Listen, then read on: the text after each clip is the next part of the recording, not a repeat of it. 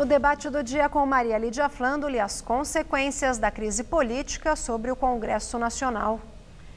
Para analisar o impacto da crise política que resultou até a queda de ministro, convidamos os cientistas políticos Rubens Figueiredo, integrante do Centro de Estudos de Opinião Pública da Unicamp e consultor da Fundação Espaço Democrático. E também conosco Pedro Fassoni, professor de Política Brasileira Contemporânea da PUC de São Paulo, onde é coordenador do curso de Ciências Sociais. Eu agradeço muito a ambos estarem aqui num momento em que houve aí uma crise forte lá no Planalto, com a divulgação daqueles áudios entre o presidente Bolsonaro e o ex-ministro Gustavo Bebiano, em que Bebiano era acusado de ser mentiroso, né, por ter dito que tinha conversado com o presidente quando o presidente estava hospitalizado, etc. e tal. E depois os áudios mostraram que Bebiano, na verdade, não estava faltando com a verdade. Vamos aí, eu não gosto da palavra mentira, tá? Não faltando com a verdade. Agora, o que eu quero saber, dá para avaliar o impacto dessa crise, desse bate-boca entre o presidente da República do Brasil e um ministro de Estado? Rubens Figueiredo. Olha, ficou claro um grande despreparo do presidente, que grava uma mensagem no WhatsApp, discutindo com o auxiliar, e colocando em risco tudo aquilo que estava acontecendo naquele momento. Então ele estava num momento de crise com o auxiliar, gravando mensagens no WhatsApp. Isso não é muito aconselhável, para dizer o mínimo. Então é um erro de noviciado que ele não poderia ter cometido, ainda mais sendo militar, deveria tomar mais cuidado com isso. Agora, a Maria foi pensar as 3 maiores gravações de presidente. Uma foi a da Dilma com o Bessias. Ah, sim. O tal telefonema. Um espetáculo dantesco. Essa crise é de péssima qualidade, do Bolsonaro perto daquela. E a segunda é a gravação do Joesley com o presidente Michel Temer. Então, a favor do presidente, existe o fato de que não foi feita nenhuma conversa anti-republicana. Foi um desacordo que eles tiveram. Agora, perto das 2 outras, isso é brincadeira de criança. Mas, professor, aí a questão não foi nem pelo conteúdo do que possa ter sido conversado, contido nas tais gravações, mas a questão foi aquele negócio mentiu, não mentiu. Exato. Né, que chegou neste nível, envolvendo a autoridade primeira da República, o presidente. Mas isso tem uma implicação indireta também, porque, afinal de contas, o Bolsonaro, durante toda a campanha eleitoral, fez um discurso em favor de que não lotearia os cargos públicos, e todos os seus assessores, ministros, seriam indicados pelo critério da competência. E depois ventilou-se a possibilidade de manter justamente o Bebiano no cargo, para ele não revelar alguma coisa comprometedora em relação ao governo. Isso foi ventilado até exaustão pela mídia nesses últimos dias, né? Ou seja, cria-se, né, justamente essa suposição de que ele tenha muita coisa para falar. Bom, que compromete, inclusive, não, o governo. E ele saiu de lá, aqui na Rádio Jovem Pan, ele fez uma declaração, reiterou todo o ressentimento, etc. e tal. Porém, foi muito intrigante ele terminar dizendo que Bolsonaro é boa pessoa, mas ele é um ser humano, como outro qualquer, e também tem os seus deslizes. Isso foi uma ameaça? Que o Bolsonaro tem seus deslizes não é exatamente uma novidade, né, Maria Lídia? Durante a campanha, o Brasil percebeu, né, Pedro, que o Bolsonaro não é exatamente uma pessoa que tenha a ponderação e o bom senso como sua marca que o distingue de outros políticos. Ele é decididamente um presidente muito polêmico. Ele é muito polêmico. Compulsivo? Ele é impulsivo, né? Ele age muito por impulso. E o diálogo que ele teve com o auxiliar, um subalterno, dele mostra bem esse estilo dele. Então ele é um estilo agressivo, ele fala o que ele pensa, ele não pensa 2 vezes para falar. Tudo isso gera um tipo de comportamento muito adequado para crises. Quer dizer, esse tipo de comportamento potencializa a existência de crise, além, é claro, dos filhos. E agora, é importante também lembrar que o Bebiano, ele ocupou cargo importante no partido, a presidência do partido, esteve entre os coordenadores da campanha do presidente Bolsonaro, né? Então, essa crise tem um potencial de se agravar na medida em que também, nesse exato momento, alguns diretórios estaduais do PSL, como em Minas Gerais e Pernambuco, estão envolvidos aí em esquemas de patrocínio de candidaturas laranja também. Agora, chamou atenção a demora para que aquela, vamos dizer, contenda refluísse. Essa crise mostrou que Bolsonaro não tem líderes, interlocutores para acalmar os ânimos no momento de estranhamento no próprio governo. Ele está sozinho, ele é sozinho. Olha, o Gustavo Bebiano foi uma pessoa muito importante nessa trajetória do Bolsonaro. Então, eu falo gente para acabar com aquela contenda. Não tem, você não tem alguém com uma experiência política para entrar nessa contenda e falar, não é por aí, isso vai ter implicações graves para o governo, isso vai atrapalhar a reforma da Previdência, que nós temos tanto que fazer. Isso não existe. Mostra um governo muito, como você falou, impulsivo. É um governo que age por impulso, sem pensar nas consequências. E o nó da questão, qual foi? Foi ali a altercação mentiu, não mentiu? Ou muito mais a ingerência do filho do presidente com um ministro de Estado, uma figura do governo? Esse é um grande problema também. O filho do Bolsonaro, ele é vereador no município do Rio de Janeiro. E o Bolsonaro, enfim, revela uma grande inabilidade política, na medida em que é evidente que um presidente da República tem que cercar de todas as garantias, inclusive com questão de segurança da informação. O Rubens lembrou muito bem, ele é um militar e, portanto, deveria ser experiente nessa questão, troca conversas de áudio no WhatsApp, enfim, que não tem segurança nenhuma, inclusive, pode ser divulgado por qualquer um dos interlocutores, o que acaba prejudicando. Mas essa ingerência do filho também, que não tem nenhum cargo formal no governo, enfim, né, o presidente tem... Nenhum deles, né, dos três. O porta-voz da Presidência da República, o ministro-chefe da Casa Civil, por exemplo, que poderiam falar em nome do governo, e ele acaba justamente atropelando todos esses caminhos institucionais para misturar negócios familiares, porque o que se ventila também é que existe uma certa inimizade pessoal entre o filho do Bolsonaro e o Bebiano.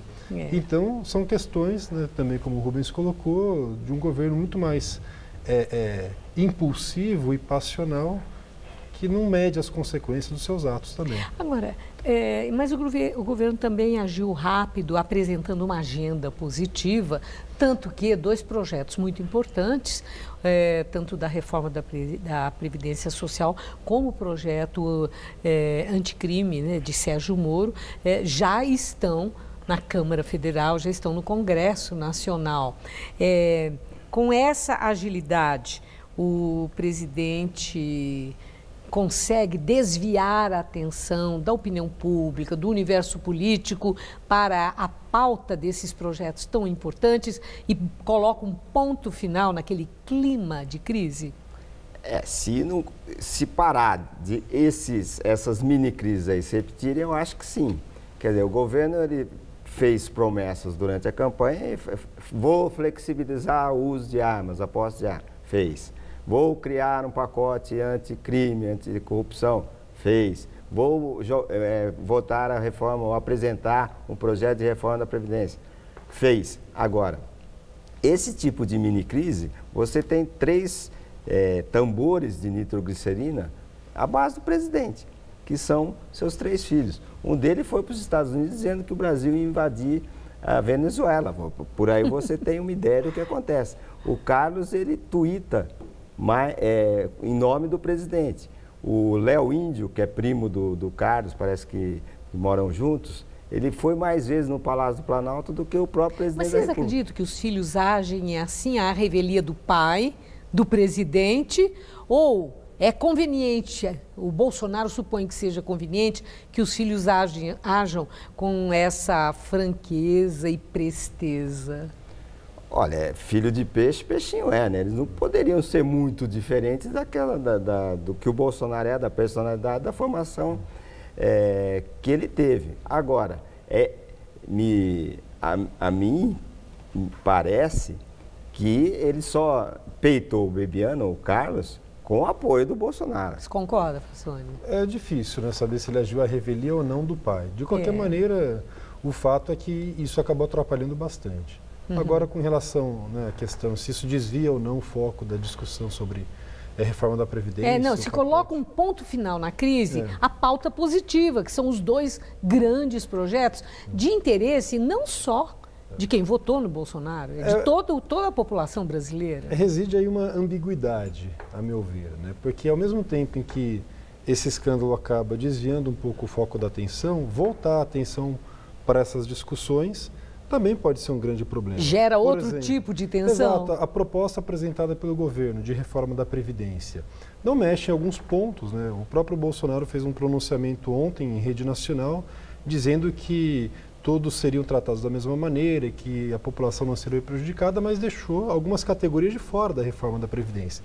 Entre os próprios militares, a magistratura, políticos, enfim. Né? Então, justamente quando a gente sabe, né, que o rombo na Previdência dos militares é maior, até em termos absolutos, do que... Mas isso não é também um pragmatismo para não arrumar, para que não aconteçam novos flancos de divergência e de pressão? Sérgio Moro também. Sérgio Moro foi com a questão do Caixa 2. Ele fatiou, falou, vamos deixar isso de fora para um outro momento, para não ter a encrenca lá com os próprios políticos que não tinham o menor interesse em criminalizar Caixa 2. Ele deixou para depois essa discussão, porque o que ele quer é o conjunto, a maior parte das medidas naquele projeto. Isso não é pragmatismo político? Mas se o discurso do governo é justamente de acabar com privilégios e que todo mundo vai ter que também abrir mão de algum direito ou até mesmo essas mudanças exigem sacrifícios, porque exige só sacrifício de uma parte da população brasileira e não da outra. Então, quer dizer, existe um discurso, uma diferença muito grande entre a retórica e a prática. Olha, eu acho que não existem exemplos de que o governo manda para o Congresso uma proposta de emenda constitucional e isso é aprovado do jeito que o governo mandou. Vai haver muita negociação e é normal que seja assim. Agora, na questão da Previdência, Maria Lídia e Pedro, dá para avançar tanto. O mundo deve ter uns 200 e tantos países, são 12 só que não tem idade mínima para se aposentadoria. Entre eles, Síria, Líbia, Iraque, Afeganistão, que não são exatamente exemplos de países de... Quer dizer, não serve de referência. Não serve de referência. Então, o mundo inteiro faz diferente, só o Brasil que faz desse jeito, um país desse tamanho é o único que faz desse jeito. Também tem que contribuir mais, você tem o envelhecimento da população, tem que se aposentar. Então, é um balde de bom senso a reforma da Previdência. É lógico que vai haver, como você falou, você não pode enfrentar o mundo, né? O presidente é presidente, não é o Dom Quixote. Então, ele tem que fazer o que dá. Eu falei isso? Eu não me lembro de ter falado isso. Não, você falou que também para não contrariar todo mundo, no interesses militares. Então você tem o pragmatismo. Vamos fazer a coisa um pouco mais leve, vamos dizer. Deixa para mais adiante essa outra parte. O que seja, é um pacote duro, Pedro. Um pacote duro. Duro principalmente para quem trabalha, né? Não, ele equilibra uma série de classes, de segmentos da sociedade que estavam fora disso aí. Deixou de fora alguns setores, mas é um avanço monumental. Agora, o projeto que foi, nossa, hoje o dia inteiro foi o assunto, vários analistas entendendo que é um projeto que ele chegou com medidas muito duras que, de alguma forma, até apenam velhos e pobres. Na base da pirâmide, os mais pobres, trabalhador rural e velhos. Bom, isso contraria o perfil de Bolsonaro, porque Bolsonaro é um perfil político populista. né? As promessas de campanha, elas se assentaram sobre os anseios revelados pelas pesquisas qualitativas, mostrando o que a população queria, e etc., e trabalhou naquilo, que foi a questão da corrupção, que foi a questão da segurança, que foram os grandes temas de campanha que envolveram muita gente. Agora, esse projeto que atinge tão duramente, sim, um segmento popular da pirâmide da população brasileira, contraria o perfil que ele exibiu em campanha e que ele prometia ser? Existem variantes do populismo, da esquerda até a direita. Esse estilo de populismo de direita mais conservador do Bolsonaro acaba explorando algumas questões de natureza comportamental, questão da segurança, enfim, da família tradicional, questão dos LGBT, enfim. As questões socioeconômicas acabam sendo pautadas aí pela lógica do mercado, do liberalismo, enfim, bastante identificado aí com as propostas do Paulo Guedes, né? Então, nesse aspecto, eu entendo que não contraria, né? Até porque durante a campanha eleitoral o Bolsonaro já vinha defendendo essas medidas para se aproximar do mercado, já que também nós sabemos que, pelo menos no começo da campanha eleitoral, ele ainda não era o preferido do mercado. Uhum. Olha, ele é um antipopulista na área da economia.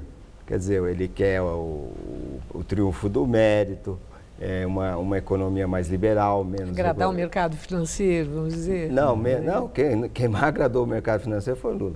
Ele quer fazer quer que a economia do Brasil funcione sem amarras.